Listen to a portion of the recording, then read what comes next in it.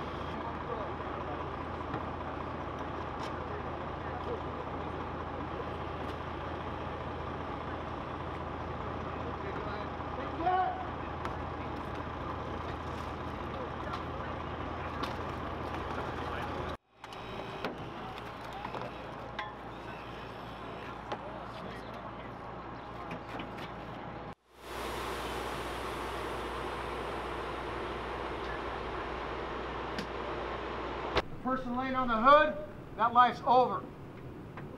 Okay? The other people have injuries, life-threatening injuries, that will probably alter their life, if not physically, mentally. Don't get in the rig if somebody's been drinking, intoxicated in any manner. Okay, we came out here today. The whole purpose of this was an educational thing for the students here at Puyallup High School. Every year we have tragedies that happen around prom, graduation, etc. So we're just trying to get the information out to say, hey, this is what happens. Also, we wanted to join with the fire department and the school district, somewhat of a training / educational experience today. It's kind of the whole goal, get the information out. I do what I do to help avoid this from happening. Part of me being in the schools is not so much being a police officer, but be more of, an educational resource for the kids, kind of bridge that gap. So anything that I can do to come out here and prevent a tragedy like this is exactly why I do what I do every day. Earth, a planet of natural beauty and wonder, but also one being polluted and destroyed by our footprint. This year's focus for Earth Day is eliminating plastic waste. 91% of plastic isn't recycled, and 79% of it ends up in the landfill or natural environment.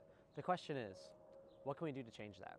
Plastic waste takes over 400 years to degrade, and with 12% of it being incinerated, it leaves billions of tons left in the environment, and eventually ends up in our oceans, leading to the death of whales, dolphins, seals, fish, and birds.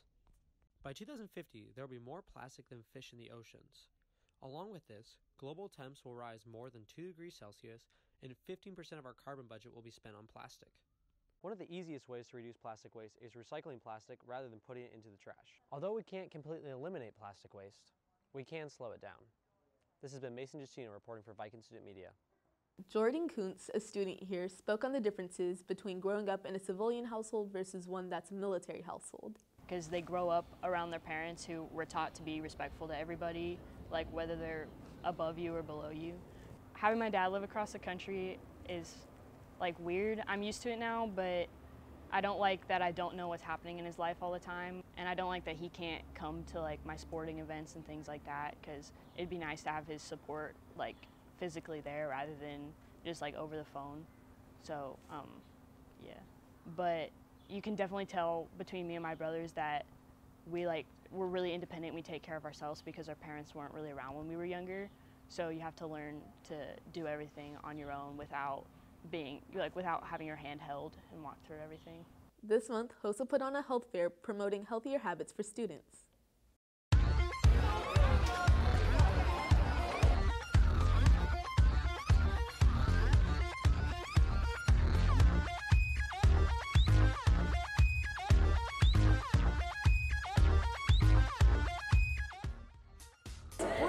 I'm telling them how many people we need to donate blood and how to get ready to donate blood.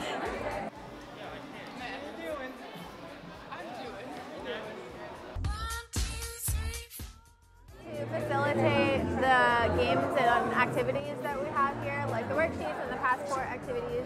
And we also run the blood drive board, the smoking and vaping board, and then I'm sitting next to the HOSA board, so we stamp passports. I'd say that the biggest thing for high school students is understanding the value of sleep.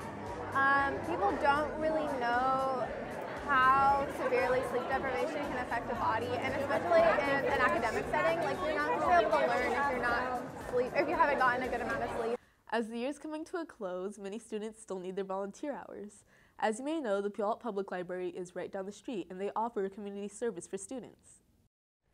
Before every high schooler graduates, they need volunteer hours. An easy place to get volunteer hours is the Puyallup Public Library.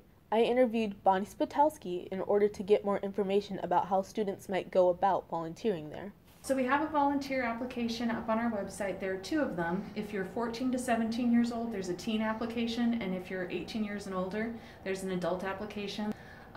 You can download those from our website, or you can stop by the library's main desk and pick up a copy, fill it out, and then return it, and a staff member will review it. I work primarily with the teen volunteers. We have an adult services librarian, Beth Schwartzbaugh, who works with adult volunteers. We also have a group called the League of Teen Advisors. Throughout the school year, we meet once a month for about 2 hours to discuss the library's collection, services that we do for teens, upcoming programs, and volunteer opportunities. So some of the time they're doing stuff that's related to the collection, and that could be looking for items that are lost or maybe haven't checked out for a really long time.